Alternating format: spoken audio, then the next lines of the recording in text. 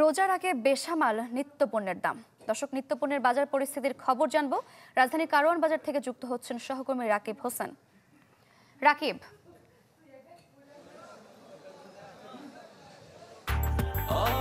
Breakfast, tiffin কিংবা snack টাইমে মজাদার আয়োজন মানে অল টাইম ব্রেড।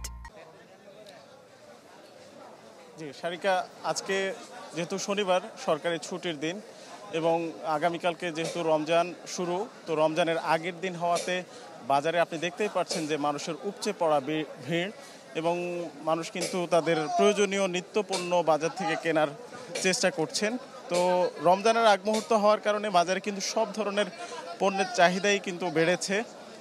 আমরা যদি কাঁচা শাকসবজির কথা বলি, আপনি দেখতে পাচ্ছেন এখানে টমেটো, বেগুন এবং করলা, শসা এবং লেবুর মতো যেসব পণ্য আছে সেগুলোর চাহিদা কিন্তু ব্যাপক বেড়েছে। বিশেষ করে টমেটো, শসা এবং লেবু, এগুলো রমজানের অপরিহার্য উপাদান বলা যায়, যেহেতু ইফতারের সময় সাধারণ মানুষ এসব জিনিসে একটু নজর বেশি দেন।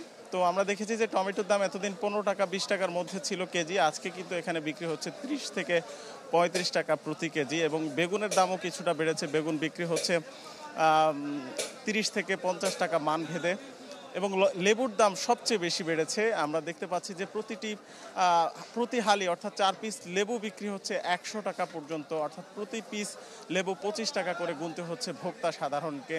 তো এইটা কিন্তু আসলে আমরা প্রতি বছরই দেখতে পাই যে রমজানের আগ মুহূর্তে আসলে লেবুর দাম হঠাৎ করে অনেক বেড়ে যায় এবং সেটা কেন বাড়ে সেটার আসলে কোনো সদুত্তর পাওয়া যায় না।